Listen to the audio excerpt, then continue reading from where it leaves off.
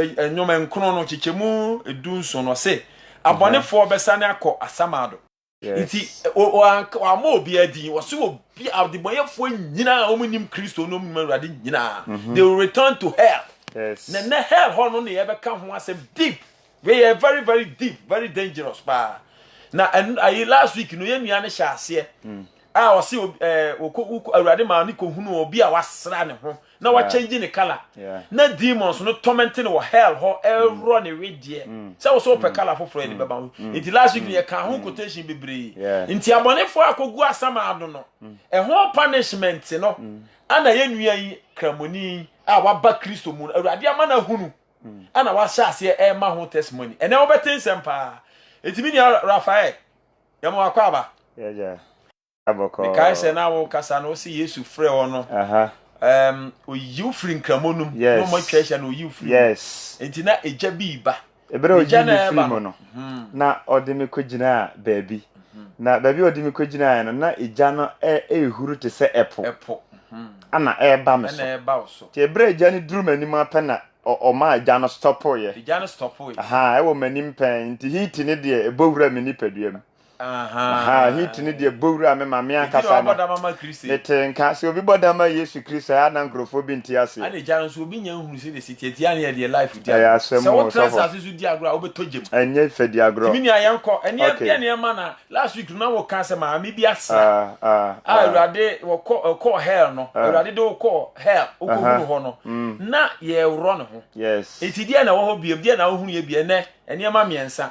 Ukohu nkrofo bi wo ho. Okay. Aha na wa busuani bi su kohu no ho. Sa. Ene omo adi awuo na ye torment wo sa ne ma miensa ene ye beka wazinti ne ma wakohu no. Nua Awurade ma wo ho ahode. Amen. Amen. Ye de Awurade ase ene de nso akonya soronko ode ama yen enye Awurade na wa ya fa nkasa mre de menim se anka obonefo na boya ene no Awurade na nkasa nam ne honhom so dan ne ma bi adi de kire yen a eba be boa na fi atu egidiem na se asanso aboa ya bia timi asum ni yie. Very good. Because e won sorry bebre ho no ma omo nka sansem we ana bebre na nso so enjintum ebi so enjintum ebi so nyinni kra ebi so nyinni kra sa ayampa se bi ho nom. Okay ma men kinka quotation. Okay kinkan Samuel, 1 Samuel chapter 2. 1 Samuel chapter 2 verse 6. Verse 6. Ose Awurade na okum. Ose Awurade na ekum. Na omankwa. Ono na mankwa. Oma wosane kwa asama. Ono asama okọ asama do. Na oma wofro efiri adi. Ti oma nkwa asama do. Ti bisa yi ufiri adi. E ma ba concept kire. Eti na Luke 16 ho no. Luke chapter 16. Okay, ye beduru ho. Nipa bi ha ya se nipa wu anu awu nipa wu asa. Asofo bi kra. Asemo abusiafo na ese asemo asam eken na ese eye nokwasem se enam se ngrofo bi aye omadwen Samuel omadwen se omo engine tum no omo engine die nti Awurade na ankasa nam ne honhom so ne na hodi ne tumi so efa yemu bi ye nkwasiafo bi se yete se yen na fe wada na didi a kire yen se yemra na fe yemra emma mekankere amanama nyina na abusua de ete ne se last week ensemo a ebobo so na doso na ebra na midi lie bi so judgment na lie no ne nduru me so pen ne nduru me so dawo me di lie no so wa chiri ne mom lie no ne nduru me so da me so minim de yeye wanimu ho enti nkakran na lie ni duru me so abra lie ni duru me so pa me kogina angel na nim no angel no so wa papa sofo very giant so wa ye kasa se obi so wa na chese angel no so wa nkasa ebra me gina na nim kura na ma ye ketua bi. Yes. Si. Me so me wa. Na so ma eketua bi wa angel nanim. Abusuya. Na me gina angel nanim no na okachrem se me yi me helmet infirmity. Me yi helmet ni infirmity ape na o se me wro matade. Me wro atade ni wie ya pe na o se me wro me nika. Me wro me mpaboa wro me honam nyina ma ne kan boxer hye abusuya. Na angel ne be gina me ho o hye me nipadua no o hye machi afi no abe hye manim o hye me nipadua na exam ma infirmity so be peme na ase sofo o hye everything clear o wie no san ka kire me se ma ye lucky pan se ma nsranku ma ye lucky pan se ma mirichi ma ye lucky pan se me kala onyankopon de ma me no eno ani kuta me na nkenne kanka de besi abusia o me very strong one last week ya call honum and ya shada nko hopi na eno akire no na ode me ekopie asama do honum omo a omo sra nkun omo a omo try say omo be change omo color omo a awrade color ode ba omo se omo mpe tomenti a omo femu obunsam gem honum amania onua omunhu obunsam gem ho bre ene apinisie ene agyaje obi ekoso wo ho no abusia na enye fediagro na me agaza mu na amani ho ya na in fact me diare ho pa pi me suin no kwasam ne se yehu sansam na ye tinisuo na nso se ye pia bontin se na Awurade adom ye kan ebi mo still ebi mo njindi menua gidi wate gidi pa ne beboa wanye ni asem beba daache na omu wo hele honom na omo try so mbe chenyu omo kala no ne ye nipa omo sra chenyu omo kala ekwan ye de omo fa so asama do hono no last week go bo ho so so say dey so for tie say nipa da say nipa na ye de blade esan why wonnam te say dey wa hye atade a wo bobo atade na firi ho no ene na je say owu achi bibi wo ho owu achi bibi wo ho owu achi anuanom bibi wo ho owu achire no bibi wo ho Revelation Revelation chapter 21 verse 27 wase na adehunu biara ene obi a oye achiwade bia na odi atro afi wasanso di atro on hyane mu kra ontimi nko saa kro no na je say woni padua no kekan ebi ba ho eba woni padua no ba wo kra no hu a ko heaven ho da bi se medi atro wasesa o kala masesa ne kala Awurade de ma me no masesa no enti ya atro e wo Nyankopon ne so Yesu se wontinyi wakan trinwi no wa dai wakan ana de bi aka ho ana me de bi aka ho enti ya basa wontinyi ntinyi fufu ana tuntum very good so ahun sofo eti ya ba ne sa ma ya trofo eti angel no ka kire me se ma ya lake pa se man sra sanka mesra ya nka men so sa torment ya abayo na efam wo ho no ka men so me kwa kofa bi last week yanko eti abusia eno akire na chese Awurade ebie so e wo ho na samado ho na bunsam gyem no onua eja ne yade bi a etese ya kan say mpampa tese koko mpampa eja ne mu pipa yie na eja bi a abusia usoja ne mu eyeyie that's right usoja ne mu usuti ubetimi akija na to nsam sei asamado honom no de me kon ye honom no okay eja ne usomu eyeyie utimi chija no to nsam sa te said ya wanu akoko bi a wo de wonsa anum asa no okay obi wo ho obi wo ho e ba amane enti yankenkan ho so obi wo ho ba amane ai yanko Luke chapter 19 no Luke chapter 16 verse 22 yanko ba se ohiani ni wi we ya bra no Nyankopon anase ya jinkwa Yesu Kristo o kasa fa Yesu na we nya obia we nya Peter no akasa we de Yesu koye no ana Peter kan no we ya jinkwa Yesu Kristo no a wono a wo free soro eba ye no ana onim de ekoso ana oba be kan bia kire Onyankopon ma so say the identity sofo baby otomfo bo so pompampan na je say wo hia ne payie Yesu ba o kan ho asem bebrebe even Matthew chapter 8 verse 12 yes Yesu kasafa obunsam gye ho o say adebonefo ani omo a anka omo nsam fata no ye do omo ebeba ne Abraham aba bedidi na mo mahinie mane de omo nyin no ye nkramofo anka ye nsam fata no de ebebam omo a Kristofo omo de chese eniema bi chichire omo ho a chese ebi mu nya omo dwene se onya so na no ane akoma mo no Awurade Yesu Kristo se sankrofo no odo omo betu a chiri ehonim na osu ane agyaadwo ne sekire ewo okay abusia ya jingwa Yesu Kristo chire bebre ma yate ase bunsam jam ya ade bi a eyi adwuma pa na ewo ho pa yi na yanko Luke chapter 16 verse 22 o se na ba se ohiani bi wuye ana abofo beso ano eko Abraham kuku sofo we ya bra na Yesu ekasa fasikani bi ono ohiani bi ho so eti Bible anase Yesu Kristo sisikani no na o se atade kokko na se atade efe obo life pa de opebia wo ye atade opebia wo se atade 10 million obeto ahye won fa ho kra 50 million obeto ahye won fa ho na Bible say what the ohiane no beto na boboa no ohiani no ne hia mu onyina kire no ogina mu mawurade sofo Oh yes. so nsa de adenete ohiani no ne hia mu nyina kire no ogina mu mawurade nanso arawo sam kase pa ne se ne o Kristo ni bi ko hu ye hia mu a na wapa awurade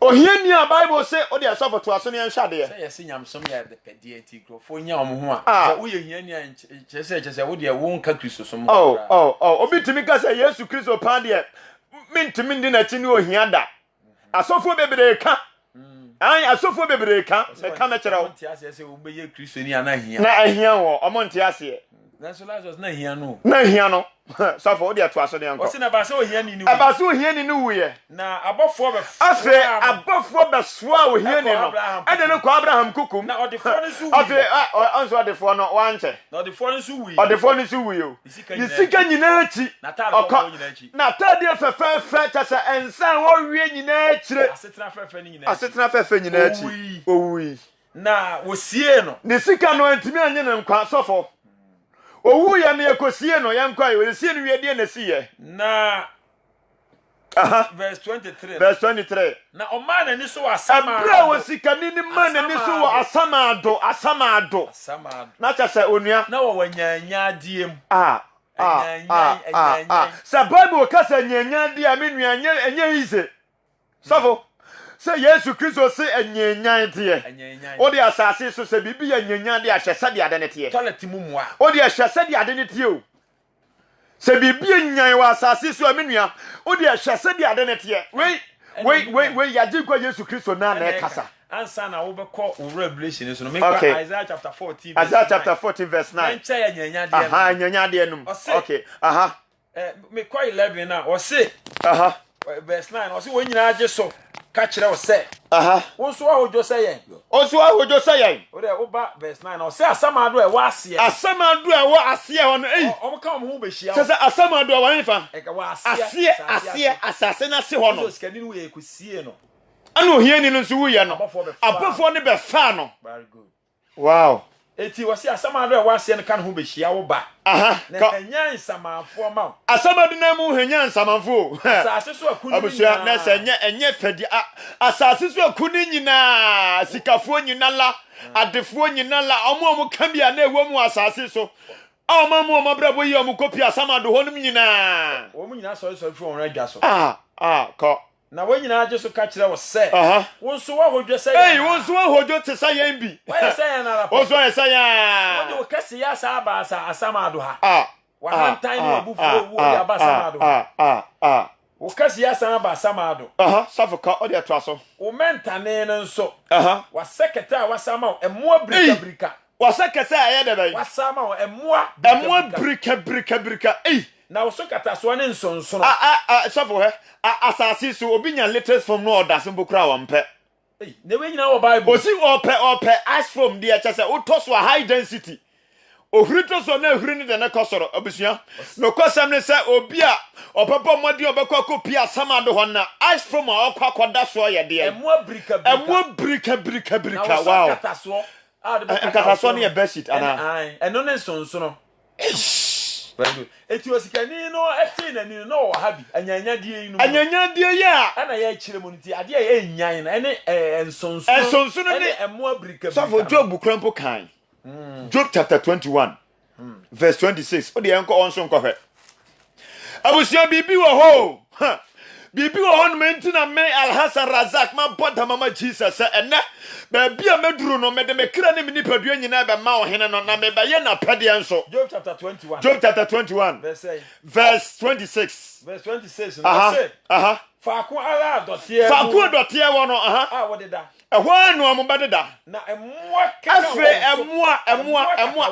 kata omo so onse Job so abeka wa ha emwa na kata omo so faako adotie mu na wo de da emwa kata won so emwa abusunya eti Job so confirm say emwa sunsun no na kata won so na Jesus erade hu nipa mobo yen kwa so minia edi na wo ko hu no ho na me se demons no mi hu demon bi sofo demon na me hu no na say the whole demons na on very wicked. Demons yes we mutiri more den pa. Hey. Na demon ni kuta bibi te say fork ana rake say gata fin ba mu ana ye de eyi gata mu no. So on sada. Zoom live. Zoom live for say gata mu echoku a won so mo di rake na o mo di yi sa gata no. Sa demon ni kuta sa rake ni bi. Na arawosam kese pa ne say omo mu da bonsam jamu na omo kamu no. Say eja no dere te say onu abenkwan bi a esija so no. Enti say obibo modern na ni ti betra bonten na demon na de piano o de agoli ti awuram. Jesus Christ. Seconds pokro mpeso uti ebedu abonten. They just say wo hyemu ana wo hyemu. Wo hyemu ani say wo hyem say uti pia bonten say ya na o de break no. O de awo. Ta say wo duo wonu de wonu janum. Asama do ho no. Obusia. Adofo amutie Silver FM 98.3. De ye nua na ko hu asamado ana o describe e ho quotation so ne ye den man obi antie bi no on quotation no ye nua tro ha ye panipa call heaven. Yes. So wo ba obra ye na free ha wo be call heaven e wa mo aye mi nua to aso eti sa demons no dwumadi omu die nyina no Ude jamuna o sia na o kamu no nanka uti abamode e pia bonten no no masa kan wa no san de pia na wo kan wa shim. Hellfire is real. Hellfire is real. Minua bonsam jamu hawate shawanamo wa brabo ne wa kwan nyina ye bonsam jamu ho serious. Proverbs chapter 4 verse 16 onna ajisa waye bone chese eh wontumi na obonsam jamu no mo chese demons no mo na that no that bitter. Praise the Lord. Chasa bonsam dem ono mo no. Demon no wona atisa chasa wa torment wa twitwa wa ye de oye wa wiansa. Ano kra wona. Onye na home nso. Bible na abofo ye se omo home awia na. David. Abofo na abefall aye demons. Into omo so adwuma omo ye no hell punishing nipa no eno no. Sa pepepe. Eti abusuafo bibi ewo wiase na bibi nso ekoso eno akire no na afe onyankopon eda na de kire me no sofo biko hu obi wo honom na apto na me wure fida uko hu obi wo ho eno na epese na sadia me wure sifa ho fa me ni padua me kra me wure hoya ma me kasa bia na me tenisuo ewa asama ado ho enye ize wako hu obi wo ho mi ankasa me fada baako o fada mia me fada munua kuma baako ye kramoni ye friend Musa ye kramoni no ye kramoni ye friend Musa ana owuye ebro owuye menua no kwasam ne sana misa mia mena no wa asase so a menim no no nso ni simasi ontimi hu they just wa share say ye se jabidie tum Jesus Christ ha me fada nua no chasa sade wase na sovo sankeka esia no nko ade a ode enka eye yes na upon esia wo sie nyina akire no yasan ya abobon te se ka akoba sa te se wayi ka akoba na o chasa upia eno so Isaiah okay Isaiah yankwai Isaiah 28 Isaiah chapter 28 verse Isaiah 28 verse 20 no Isaiah chapter 28 emu abrika na awodam no verse 20 na enkataso nso na yasonsono no empa no so na describe empa no okay na empa no so enware empa ne wapi said obi okay wodam abrika no ba bia wodakwa yasa poam oi enware sa obetene utimi ntene mu enti say ya prompro o say ya bobɔ no ya bobɔ ne te say chese woda kete so a wasɔde anopa obobɔ kete ede atwere baabi no o say empa no enware say de obi tene ne mu wɔ so na bua no nso say de obi bi bebua ne so enti ya bepɔ no nso ampa chese ya puapua me papa no na ya bobɔ ne te say ntoma anasa kete na mehwe ne din mi hu nipa kro na ede na hu say ya okay yanko mehwe ne sa mi hu nipa kro ho menua ebro wa asase so no ya kokɔ nanso ne kala nyini na se wa ye se jabidie black wan fa Yesu ti wan fa yesu ntim na me de mese dia fa mani so ntimi fa mabrabo nto chacha bia mu da it is a me Al Hassan Razak sama bottom ma Jesus e bibia fa mani so tina me toko so sere me nyanem kramofo no samre dia nkebe ya me de mese me de me nya mo asam kan neja enyan ka chena da me de ma hu bibio akoto jem enti na ma wani abre no sofo se wo kasa wo ame ekramoni wo papa ekramoni yes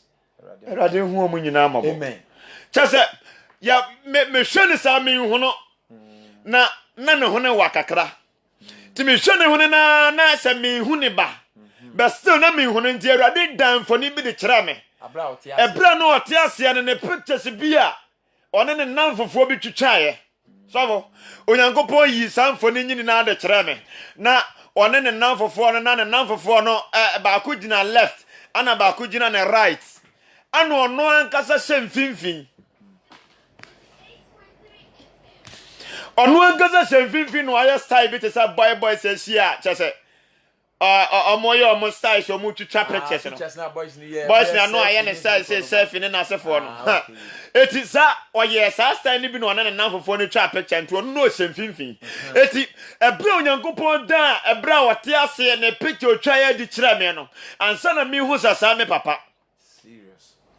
Okay, yan to quotation na na yekenka wo Luke chapter 16. O se o man na ni so. Ebra verse 23. O man na ni so. Sikani ni man na ni so asamado ho. Ti asamado ho asam ne yekan. Ana ni niam a okohu no ho no ka ma. Yes. O man na ni so asamado. Sikani ni man na ni so asamado. Na wo wanyanya. Afa sikani ni wanyanya diem. Na wo Abraham achichiri. Ebra sikani ni hu no Abraham wa chiri. E Lazarus o e wa bedo san hu se Lazarus twe Abraham kuku mo hia ni na nya ba bi pakọ o hia ni no chasa ni hia mu nyina akire no watumi akọ heaven na ho kire mu nyina akire no watumi akọ pie paradise na ye dey na sister ho kire wa wo de ho ma mema ye dey na baba wa wo ho kire wa wo de wo life ade akire mema ye dey na ho kire wa chasa wako penti wanim se wo de pe mema minua me kind verse o de chen sofo ene aho kire ntia kristofo bebere ye niema nsem fata hu hia di boni akese o hia ni no bible say aduane a wo die kura no onya bi ebresi kanina didi awie na aduane enka agu fam no na empropro wa no ana ono no kosisa se wodi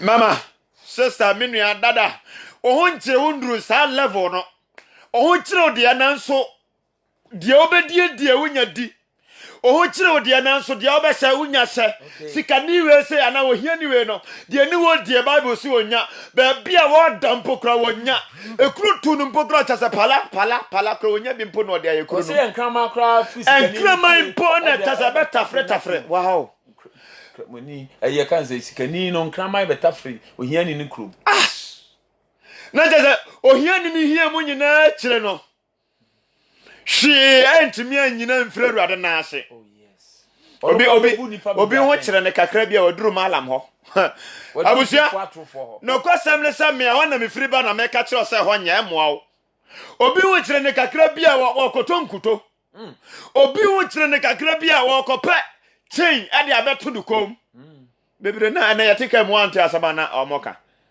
omo nkuto bi ene chain bia o de tu kom a abefu osuro enku a wode ya ho abefu osuro menua ma membusa wasami ebra lockdown yi ba ya yentimi nkọ asore sofo sa yesi abefu nku anameboa ya woni ma bia de ya ho abefu osuro anameboa ultimi mama wa bebre hon ma ana nipa bebre hon ma nka first na nkomo kokoto so ba sisi ya loko omo ntimi nkoto mi busa sa ngrofo ne se won koto abefu nku no fie abefu arewa na.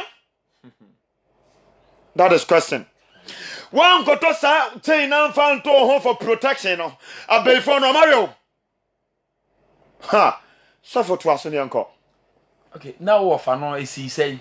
O de to a quotation no suma mi answer. Wo fa na de an ye de besi. Verse 24 no. Verse 24. Na otia mu se. Afe o sikani ni tia mu se. Eja Abraham we. Humi mabo sha. Sikani ni tiam. Obia no didi ope wa asase so. Obia wone cars ne dabade wo di aduane ope wo set ade ope. So obi hu ne mabo. Ase wo tie mu se Eja Abraham hu ne mabo. Nasuma Lazarus. Safo, we kyerɛ sɛ owu akyire na ahumɔborɔ bia ni hɔ. Oh yes. Owu akyire na ahumɔborɔ bia ni hɔ me nua. Ebra bɛkɔ pia samado no meka no kwasam sɛ ahumɔborɔ bia ni hɔ bia. Wonderful. Serious, very dangerous. Nka ahumɔborɔ hɔ nka mɛsrɛ ahumɔborɔ ama me papa sɛ e papa no oda manihunu mu hɔ no. Amanihunu kuro mu hɔ na wo bra no. Me nua, sɛ nka ahumɔborɔ wɔ hɔ paa dia. Ka mɛsrɛ ama no. Lord, so I too late. Oh, he was a candidate. Strasser. A job Abraham whom a born. Nasuma Lazarus. Lazarus now Muno assassin. I feel your shame. The one Banfaso, baby. Minia, you have to respect everybody. Thank you. As you can for me, more dear. Minia, sir, just opinions you can point young Pompo. Suffer. Cramonia Menia Brahma, but Mama Jesus because of the Mahunti. Me preach it, me boom say ya don't broadcast papa be so babo me. Adaya how much me ye de good assume. Adentra because of the sick of fear binti. Because of na bronze bia was inti. Was our bronze no so say me dia bro be sia ba betome. Na sisi bida. Ai sa what me sia bronze inti ya so wa no oga. What me atoka bia ya so wa no oga yan kan rade asam nkyere o menua. Sikani ni kopie ho no hunu amane so foto aso yanko. Wose hu me mabo. Wose ye Abraham hu me mabo. Wo de soma Lazarus. Mane fa ni nsatia. Afi won fa ni nsatia. Nsuo mu. Fa ma jojo metache. Me abusa ho se enehwe. Se nsukom de wa wunya sachet ba ko pe bokura de na be yew. On satia ko se ya de pa na be yew. Ebra Lazarus odi ni sabe bonsuo no obeduru ho na ensuo no emfiri ni santofom. And so yes still sikane no ohia de ayade. O se na mi huna mani. O se mi huna mani o jaframa mebra. Na je se ehonom no emo abrika ho le janso sa. O jasa wo ho na o janu de ndum da. We Yesu na kan yo. Sikane o se wo huna mani o jaframa eja aye oh God have ash. Minia eti sikane ni hia ni chese ni sika nyina wa mo na brabo yie oye de opa no afa wa kokoto anyanyade mu anyanyade oti asase so amenu amese na nka votic biope bi obetanom votic bottle biope bi obetanom but opensatia ba kope but aye too late. My brother, my sister, my mommy, daddy, don't let it be too late. Sikane na aye too late. Jere wanje oye bia nyeye me ankasa me fada na odaja mu ono me say Musa aye too late ama Musa owi ya che on owi ya na mi so asofo ene wo ache wo ache oda so da o sikani no so sikani kwa do owi so owi ansa na Yesu ba because Yesu hu yansa na oba asase so aba beka serious eso se oda so da mu o me ne o kasai Lord have mercy eti abusia enye fedi agro aya tete nsode bi mu a mo nka no kra nkyera ye omoma ye hunu ye owu akire de da o twen ye no kufini ama ne offering kwa ne aja eje biem na asa ko hu ye menua yenko to quotation so ne emfansi ansa o se na Abraham ka kire ne se Obakai se ebra wotiasia no unya hoto pa Lazarus die ohuna mane paye afa na ne bra kyekyere tie safo na mane huno nyina wogina mu ma awurade yes ne hia mu nyina kyere no wogina mu ma hwan Jesus na babra san ne kuro tutu no honam nyina mu wonu wogina mu de ma Jesus Christ menua gina mu ma Jesus ebra nyina gina mu na fama Jesus Christ savo tuasomaye arahu me say last me preaching me susa toda metimi susa because nipa say nipa nsahwe nipa ya namu ayakoba acha say uhu obi aso ono oga no ye nsahwe menua Pastor Luke chapter 16 ye king Luke chapter 16 26 ya kwa na ye nyina na nchen Abraham zi we nyina na nchen eku amna kakra kabi eda ye ne mo ntem eda ye ya wa paradise ya se de mu amo wa san ado no ntem wona opese ofiri aba mo nchen se obi pese ofiri akọ enye ye etumi ma na won so obowo do hwa entumi entra emma ye nchen safo hwe yensu ade wa ha Abraham se amna kakra kabi da menemu mienu ntem Ye your paradise, yes, a yentime mamon chain. Our hell. Our bunsam dem one mana, samado ho. Sana mua sumuntimima, adentra, ameneka krakabi. So ye Christonia Maquina menaka krakabi, emetoni bonintem. Thank you. So ye Christonia Maquin, ma menaka krakabi metonia jamaintem. Atro concert je. A hand time dressing bonia. Ya de chini pako bunsam de makeups. Maquin man menaka siri metoni intem. Jesus said, your mama semi say ready never cause Rahimamu. Nemo mo bia wa ye e jana padie. Minia. Shawanya jana padie pa na sawa makwan. Ama mena kese bia ma meto ne bonintem e bra wote ase yi a. E be too late. Don't let it be too late. Manin kachi o minia. Me manin kachi da. Adabi ba wi hu anu enyi say asofo ne be preach o. Pastor Henry Kessie will boho pa. Sana George Reko wants to boho. Heaven seekers for bohonum, yes. True to heaven, ewa. A sofu kukuda mamo bohon su nipanti and then kremoni ne radia chemie. Eti adebi ba you have no say. Yes. Untiminya sembian fan enyi you huano minia. That is the truth. The dear beam and I who know ho. Eno akire no mekoto ababa wa bia ye frɛ no Ebony. Wo. Ha, uko hu ababa wa bia friend say Ebony. Ewo asama ado ho no. Bra, sofo. Abranti ababa wa wutie mi achase. Sadi ababa wa ni bra wo hono no. Jesus Christ. Sha, so. Na otiemu say ya, no de no se sum kabi. Pacha asofo empire man no. Esum kabi ade na asofo no bokra mo fre rade. Omu ni mawrade de. Owu ye no mo ye na yi. Asofo be omu ni mawrade de. Eh. Na je se wuwu aye wa yi o ya nye wa yi o. Obone na de wo kọ. Sofo no kwasam ni se wu ado pa fa sofo wo wiase nyina. Ye nsre ma. Ni emesra ma ebi mo ye bibi se awufu som. Ni pana wo awie no ya se awufu som. So onye council go bo no kwasam ni se asofo akukuda me wo wiase nyina la. O de opa yemfa ta se awrade asem nyina emfansie o. Na Jeremiah 15 kan. Jeremiah chapter 15. O se na awrade ka kire me se. Awrade ka kire me se. Moses ne Samuel mpo. Se Moses ne Samuel mpo. Ebe jina memanim mpo. Ali nkum ko man yi so. Ma won free mani so nko. Sofo. Moses. On fi obi Moses yo obi na odima. Ebro di Israel for ne banyina o hwe Exodus chapter 32 hono no. Ebro mo ko som bosom awrade bu ebufu ya no. Awrade ya na dwene se obedwiro mu nyina atuagu. Moses odima.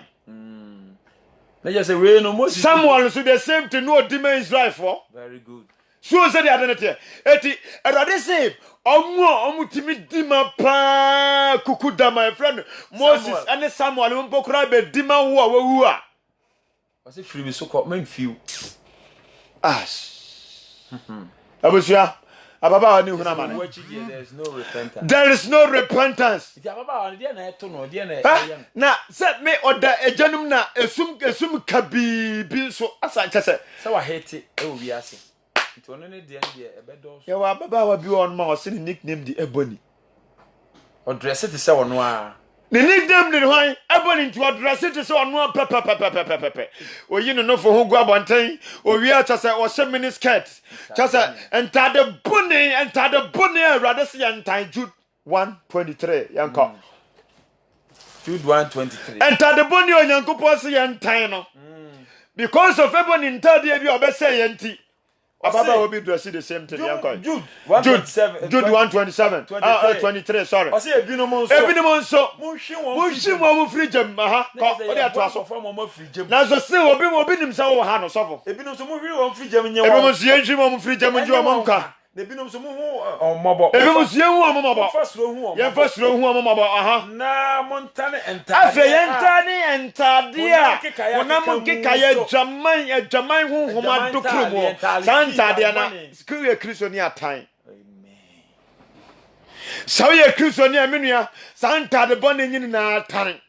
Emfa chese ebe ye nwanwa. Eti se nyamesemo akomam.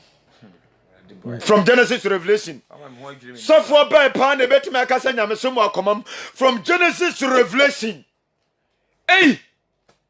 Sofo o de o wo mu ache o ba Kristo so mu ache me de me ba ye nche afi kra na me ko jama 2 years so say me ba ye nche kra Sofo jaja wo de o wo mu ache e bia wo hu Bible ba bia se nyamso mu akoma mu aka kire me o mo se mu sunsu am akoma nya montale nti wo mo hye ntale na akoma no nya hwe ba Yesu so ba ye no kan Matthew chapter 5 verse 16 say ye kan mo ma mo ne ye pa enadi no mo ma mo nyuma anase mo abrabo ne nadi no hu mo ne ye pa hye mo gya wo so na ni mo nyam enti nyamso wo akoma mu epia wonte ma nyankopon ni nyam da di wo abrabo na wo bone so Sofo o de empacho yen sanko Matthew chapter 23 Matthew chapter 20 Matthew chapter 23 verse 25 26 making kind. Matthew chapter 23. Matthew chapter 23. 25 and 26. 25 and 26. Munye. Mo atrefo. Farasifo. Nyachomfo. Semo dia mo huru kuruwa no. Mo huru achire. Na emudie. Adutwa ne adufude pe. Asa akoma no ma. Farasifo ni frafo. Huru kuruwa no ho. Asa uwia wo no so ho. Savo tie chire no so afi ose huhurukuru ane ho emu ene ose huhurukuru ane mu huhurukuru ane mu wi a na fa baba ohura ehon ne so eti ese ehon ne mu ni na ya dai clean that is inside and outside holiness. God bless you. Abusafo etie mi ese obi efa cap so ode ko sansu anam na se emu ye clean na ehon nya ode be sansu anam savo obesa anam na emunzu nya na ho ye nso enu kra na wanhwe abubefu kra because nipa na eti yagiko Yesu Kristo se Farisifo mu de mu ye nya atwomfo dodo kuruwa no hohoro ho no ma ehu no enye se sane chi ho no ma ho no na ho no clear uwi anu wase atwi mu no so aka ho that is inside and outside holiness. It is out there safubim ha na say inside holiness yanjintum afi outside there so yanjintum a menua run for your soul. Thank you. Sanso ni ajeba akupe tumu so run for your soul. So wasafo ensesa sesa. Okay, ebony de na kwesi se menua. Sadia welcome media sadia brana wo brana me sadia meka. Ababa de meka chiro nyina na say be very careful with your dressing and your life. Welcome say ya say me ti asemi piefri na no. Demons na omo bonsam dem ho no. Hwe. Omo asamado. Asamado on no because I'm said the demons are taking record. Also last 2 weeks and last week. Ebra na me bobo so no na erade e ma me hu sa abofo Jumadi a woodie bia ne de me ye bia na abofo ni take record no. Sa demons so omo take record. Omo abrabo bia wo bona sase. De we ye bia eti abra baba wa eboni e kamu no.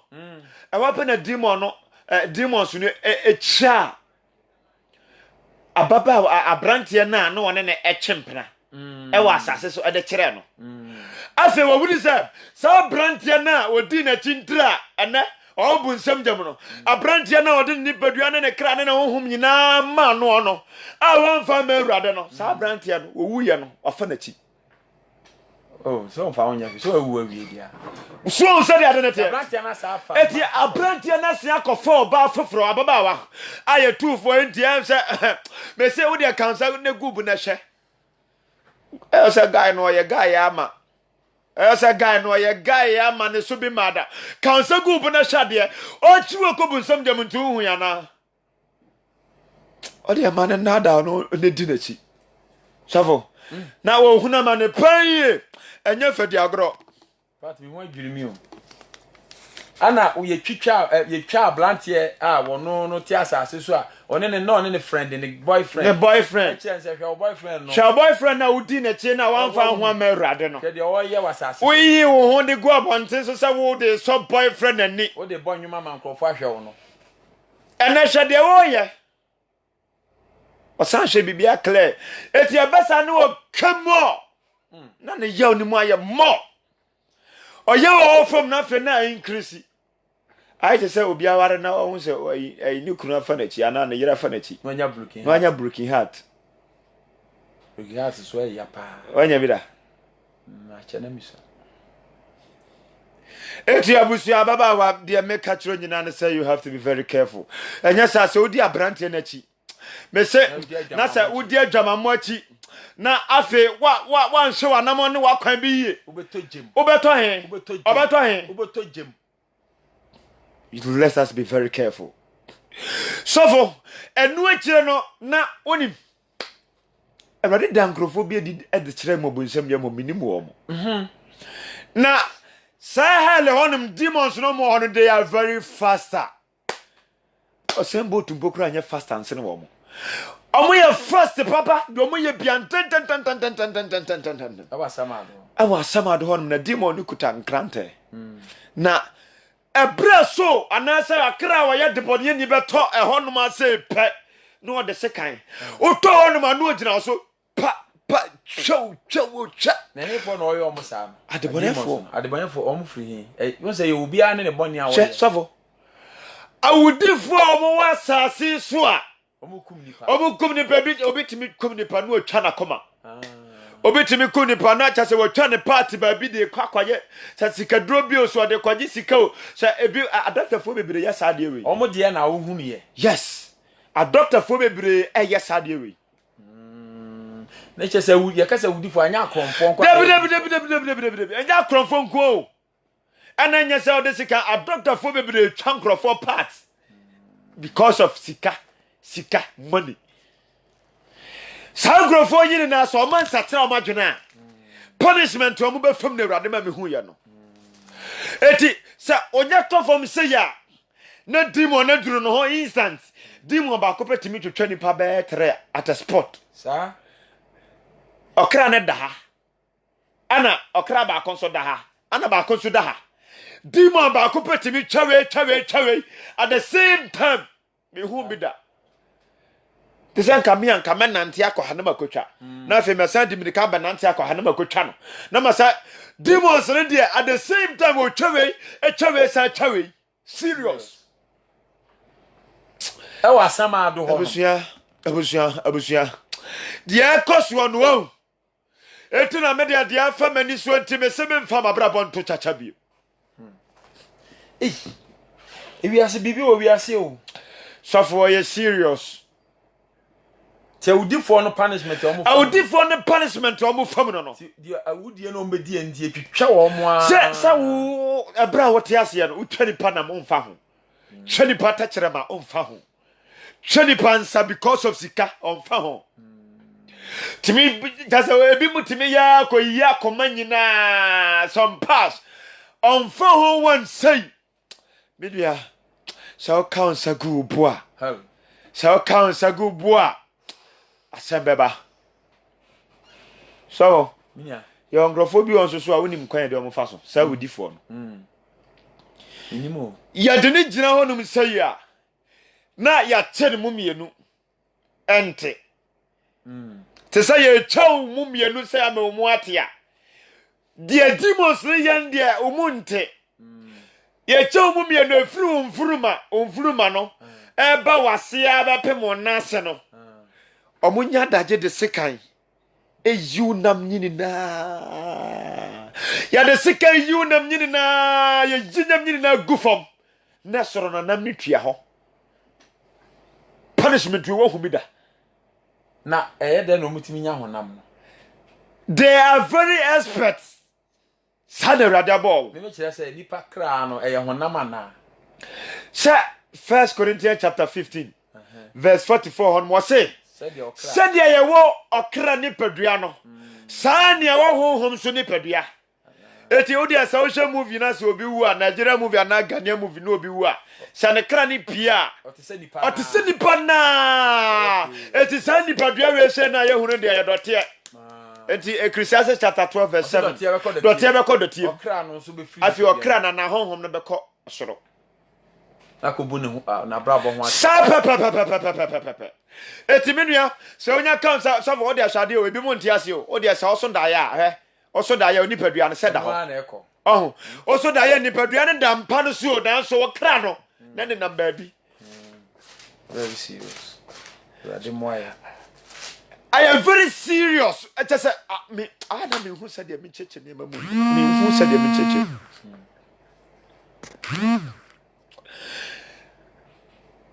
ne kra no mom ane na mbaabi aso dae na oni yetime di ade bo obi odayem ade be kina pie physical aso ni padua na da ho ni padua na nkobi nanso wanya hu sunsanso eti abusia se onya kansa gubo ni padua we de ayadote ebese akodote na momo kra na etu mu no de atemi mu no ado na me ko face judgment na awudi for no kwaya de omo faso bi no se dem di kakan ya no efri ni fruma se eba fom nyine na na etwitwa onya daje no oyi ni fruma no na fe wo twa ne sere no oyi na mpanyini na wi enam ama chase efri ni fom ba nyina be ka dompe se okoma ya ka sa na omo ye nantwie omo yi ne honam ni nyina na ka ne wedie no ni dompe no so de wo we enya wedie enya chase enya no wedie no oyi enam na nkasa omo yi ma ne ka dompe na enam na nkasa no oyi am na ka dompe mayanka omo ye bi ho sana demons no omo so eye wo ho no bia wonnim bi onko busa no onko hwe bi sana ye nipa wasamado abusua ehu enye so yanko Ezekiel chapter 21 Ezekiel chapter 21 Ezekiel chapter 21 verse 31 Ezekiel chapter 21 verse 31 okay kenkai Ezekiel 31 osina mehwie mabufuhie agu osi mehwie mabufuhie agu so nyame na kasa no na mafiti manibre osi okay yanko na mafiti manibre janumu okay atiawo na meyi ahye merima osi meyiwo se manema trimodinfo meyiwo se manema trimodinfo onim nyansa ho seye anasa seye ho nyansa onim seye ho nyansa ensa me de won be hya wonsa enti demons no saa omunim seye ho nyansa omo so ho den ekwan omo fa so omo be sey okra awo bunsam gem de they have wisdom na obedani oja emaboa amma moja begu asase no emfinfin hallelujah ensem bible mo enya sam ketua kra enti Isaiah chapter 66 so Isaiah chapter 66 verse 24 no se na obefre dia kohwe nipa a wato memra no afunu wo muja ose wo mumuari num da emo na edi kan ha ase ane ye kan o mumuari num da emo anso omumu ene se ko wu ankede emo abrika ne nsonso no omumu odabi na wo muja so num da ija na ehye wo mo na osikani so odaja from na ija so num da na ose wo beye mo chiwade ama honam nyina se wo honam no ye beye na chiwade honam no beye chiwade ti wo kura wo bepose wo ba wi ase ti na osenkafo 6:3 se opon ba ho won fa so che pa eti abusia sade awudifo no kwan ade omo fa so na nya fadi enya tasa nya ize ya ebomodia yine nam no efri ni na nase ana ni furuma bepem na nase no ya yinam nyine na afri ho am na ba ya skeleton eti ha no Ezekiel ha se na rade se meyi wese chase emerima omu trimo na fi omu sanso enim nyansa wo seye ade no omu nim nyansa pa omu de seye ade menua mama yan hwe ya brabo yie na fi yankwa nkoto saa emrante we nsem because erade na aka wonya aka no se de na aka we have to be very careful of our ways and be obedient so that erade nyen emfa yen hye saa emrante etimodifo we say ensa nyankopon hyiraw na fe onka ho na ondomo nyankopon ya adoma ye beto aso Jesus the true shepherd ministry Jesus the true shepherd ministry ana wote yen kan enuanom we de yakenka bible na kire wo nyame na erade be fa akọ kire ne niema okohu emaba wababa wayi wo ho se ya tro ne edi a yakotu quotation na kire ye sro kenkan na hwe bible num se won tie we bi da wo bible mu a sema wo bible mu do so erade mo aye